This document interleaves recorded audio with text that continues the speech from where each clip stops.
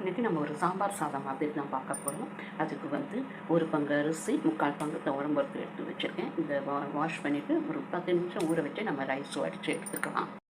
அதுக்கு நான் இன்றைக்கி என்ன பண்ணியிருக்கேன்னா, காய் எதுவுமே சேர்க்கலை.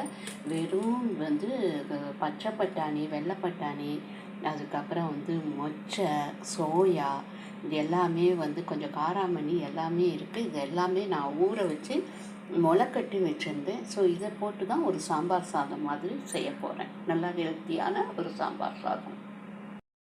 மசாலா நல்லா 1 ஸ்பூன் 1 1/4 ஸ்பூன் தனியா, ஒரு 4 மிளகா வத்தல், ஒரு 1/4 டீஸ்பூன் வந்து வெந்தயம், ஒரு ஸ்பூன் உளுத்தம்பருப்பு, 1 ஸ்பூன் கடலப்பருப்பு, 2 கருவேப்பிலை, தேங்காய் விருப்பப்பட்டால் நீங்கள் தேங்காய் கூட சேர்த்துக்கலாம்.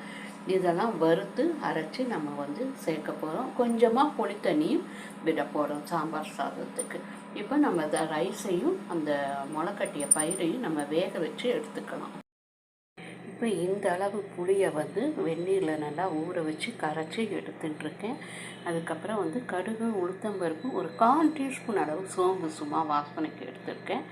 இதெல்லாம் வந்து நம்ம தாளிக்கணும். தாளிச்சுட்டு இந்த புளித்தண்ணியை சேர்த்து கொதித்த உடனே நம்ம வந்து ரைஸு, அந்த வேக வச்ச பச்சை இது பயருங்கள்லாம் இருக்குல்ல, முளைக்கட்டிய பயிறு, இங்கெல்லாம் சேர்க்க போகிறோம்.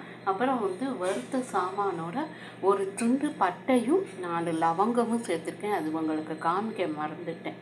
ஸோ நல்லா கொஞ்சம் வாசனையாக இருக்கும்.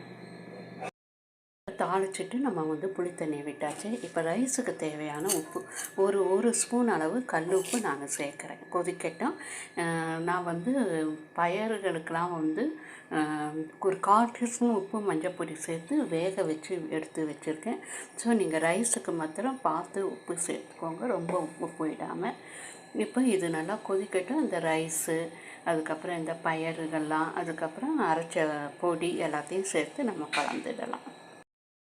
ஸோ இப்போ நல்லா அந்த வந்து புளி வாசனை போய் நல்லா கொதித்த உடனே ரைஸை சேர்த்துட்டோம். இப்போ அந்த வறுத்த சாமான்லாம் பொடி பண்ணி வச்சுருக்கேன், இதையும் சேர்த்துருவோம் நம்ம. நீங்கள் வந்து காரத்துக்கு வந்து நான் ஃபுல்லாக வந்து மிளகா பொடி இது மிளகா வத்தல் தான் வறுத்து வச்சுருக்கேன். நீங்கள் கொஞ்சம் மிளகா வத்தல், கொஞ்சம் ஸ்வீட்டில் செஞ்ச சாம்பார் பொடி அந்த மாதிரி கூட சேர்த்துக்கலாம். நான் இப்போ இதை கலந்துட்டு பார்க்கலாம்.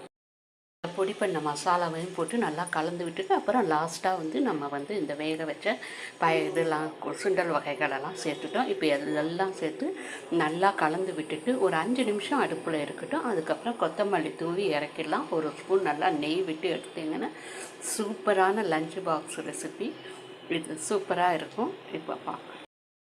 சாம்பார் சாதம் ரெடி ஆகிடுது. ஸ்ப்ரவுட் சேர்த்து